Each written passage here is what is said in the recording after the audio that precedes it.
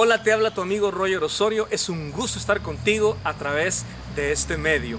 Hoy vamos a hablar un mensaje que se llama En momentos difíciles, mas contribuyendo a la vida de otros. Y estamos en nuestra serie del libro Filipenses en el segundo mensaje. Y vamos a hablar acerca de Filipenses capítulo 1, versículo 12 hasta el 18. Y hoy vamos a leer algo que es muy interesante. Vamos a leer el versículo 12 de capítulo 1, versículo 12 de Filipenses. Y dice así: y quiero, hermanos, que sepáis que las cosas que me han sucedido han redundado más bien para el provecho del Evangelio. De manera que en mis prisiones han sido notorias en Cristo en todo el pretorio y a todos los demás. Y muchos de los hermanos en el Señor, tomando ánimo con mis prisiones, se atreven mucho más a hablar de la palabra sin temor. Me parece sorprendente cómo el apóstol Pablo se encontraba en un momento difícil de su vida en la cárcel y se da cuenta que aún ese momento difícil está contribuyendo para algunas cosas que vamos a mencionar durante esta charla. Y es que en la vida es importante tener claro el propósito de Dios y el propósito que tienes tú en esta vida para que cuando vengan las adversidades no te desanimes en sobremanera. Muchas de las personas se desaniman porque no son personas con propósito. Entonces miran los obstáculos y lo miran las adversidades como algo por qué derribarse. La persona que tiene un propósito claro en la vida, los obstáculos solamente los mira como piedras en el camino donde ellos pueden escalar y seguir cumpliendo sus sueños y la visión que Dios le ha dado. La visión bien clara del apóstol Pablo era predicarle a los gentiles, a los extranjeros de ese tiempo, a los no judíos. Ya en el libro de Gálatas él había dicho bien claro: Pedro y Juan se van a los de la circuncisión y yo estaré con los gentiles y predicaré a los gentiles. Él tenía la cultura, él tenía el mundo helénico y conocía también del judaísmo y podía comunicarse con aquellas personas que no eran judías. Pero él, estando en la cárcel, preso por Jesucristo, ni siquiera estaba preso por ser un malhechor, preso por predicar a Jesucristo, estando en la cárcel, y dice un pensamiento impactante: hermanos, quiero que sepan que las cosas que me han sucedido han contribuido. Interesante la mentalidad del apóstol Pablo. El apóstol Pablo tenía problema con algunas actitudes. Por ejemplo, él en 2 de Corintios nos habla acerca de sus actitudes. Él dice: para que por la grandeza de las revelaciones no me exaltase, me fue dado un aguijón en la carne, para que yo no me gloríe. Tenemos una posibilidad aquí. Posiblemente él tenía una tendencia a elevarse a la altivez, al orgullo, y Dios quiso mantenerlo de una manera humilde y él reconoció eso. Pero una de las cosas buenas de Pablo en su mentalidad como hombre era poder ver las adversidades de una manera provechosa.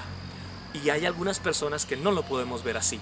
Pablo sí tenía esa capacidad. Ya en el libro de Romanos había dicho: a los que aman a Dios, todas las cosas les ayudan a bien. Esto es conforme a los que su propósito son llamados. Y aquí en Filipenses capítulo 1, versículo 12 nos dice de esta manera: dice, las cosas malas, las cosas que me han sucedido, han contribuido. ¿A qué?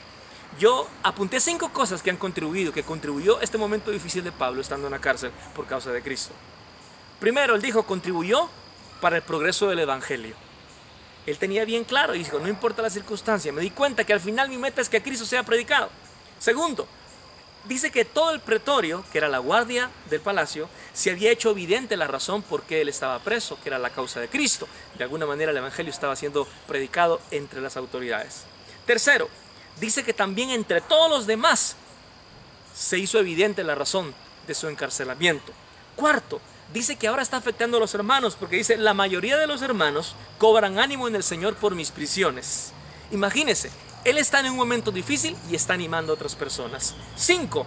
Y dice que muchas personas no solo los anima, sino que ahora pasan a una acción por la vida de Pablo, que en un momento difícil sigue agarrado de Dios, sigue tomado de la mano de Dios, sigue cumpliendo la misión de su vida, y dice que ahora se atreve mucho más a hablar sin temor.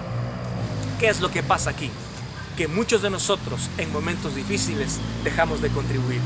Y hoy te quiero animar para que, si estás atravesando un momento difícil, no dejes de contribuir en la vida de otros.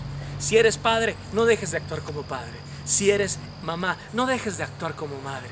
Si eres un trabajador, no dejes de actuar como trabajador. Si eres un profesional, sigue ejerciendo tu profesión. No te derribes ante una adversidad, sino que Dios puede usar aún esos momentos difíciles para que tú sigas contribuyendo a la vida de otros y otros puedan ver cómo tú en este momento aún estás sirviendo, amando, bendiciendo a otras personas. ¿Qué es lo que pasa? Lo que pasa es sencillamente que nosotros dejamos de enfocarnos en lo que es realmente importante, en amar. Yo no sé si usted sabe, pero hay algunas terapias de los consejeros, entre los profesionales de la conducta. Hay una terapia de shock. Es una terapia donde ya cuando la persona está totalmente deprimida y no tiene ninguna razón por qué vivir, algunos terapeutas le dicen a las personas, porque la persona llega y le dice, yo ya me quiero morir. Y en una terapia de shock pregunta el consejero, dice, ¿y por qué no te mueres? La persona pues, en ese momento entra en un shock, queda asustada cuando alguien le dice, ¿por qué no te mueres? Y en ese momento, con esta pregunta tan dura, la persona dice, es que todavía quiero ver a mis hijos. Es que todavía quiero ver a mis nietos. Es que todavía tengo este sueño por ayudar. Sí, porque al final de la vida, lo que nos hace vivir es el amor a otros. Y por eso yo te digo en este momento, estás atravesando un momento difícil, pero sigue contribuyendo.